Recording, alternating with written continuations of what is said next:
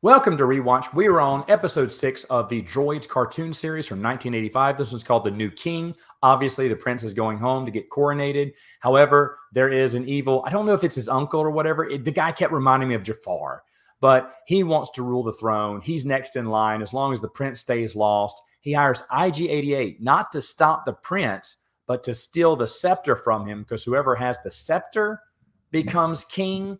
And so IG-88 is in this. This is the only episode of Droids that IG-88 is in. I like that IG-88 was picked. It's a droid that we don't see in any of the TV shows, right? They did Boss, they did Dengar, they've done Boba Fett, but IG-88 for some, and Zuckuss and Verloom get largely ignored too. So it would have been nice to see both of them in there.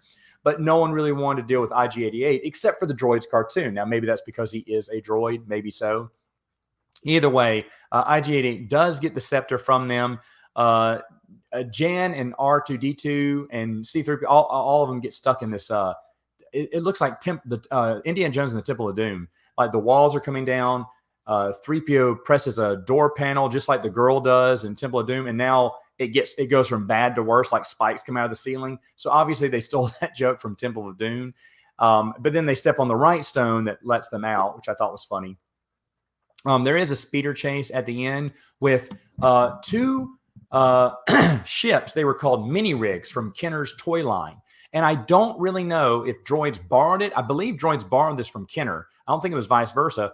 But I believe the creators of Droids looked at this mini rig line and said, hey, what can we incorporate? Because it's obvious that the sand skimmer and the mini sail skiff are in this chase sequence. Both of those had toys. Now, I didn't know this back in the day. Someone who was big into Kenner toys told me about the mini rigs and what was all featured. One of the little snow tanks was featured in a Marvel comic book, but or maybe that's where they got the idea for the toy. But those two mini rigs were off of Droids, or vice versa. Maybe Droids had it first. I can't recall when the Kenner mini rigs came out. I collected the Kenner mini rigs back in the day.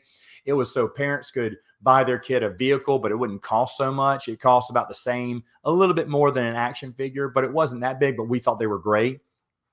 And we had tons of them. We had tons of the mini rigs because it felt like we had nice little vehicles, and mom and dad got off the cheap with us by not having to buy one of the big vehicles. But that they were featured in a Droids cartoon, man, that was awesome. I did not realize that until this time watching it, and of course knowing from a friend of mine that they had included them in there. So that's really cool. In fact, I know Kenner did their own Droids line, but I kind of wish the two would have shared ideas and said, hey, you know what, Kenner, y'all had a lot of good ideas of toys that weren't in movies or whatever. Let's put them in cartoons. Let's work together on this.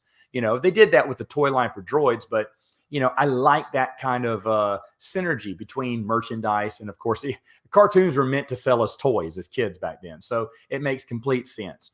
Now, they retrieve the scepter, of course, give it to the prince. He becomes king. Everyone's happy at the end. That's what happens. But the cool thing about this is those little mini rigs that were in the cartoon. Anyway, let me know. What did you think of episode 6 of Droids, The New King? And I'll see you next time on Rewatch.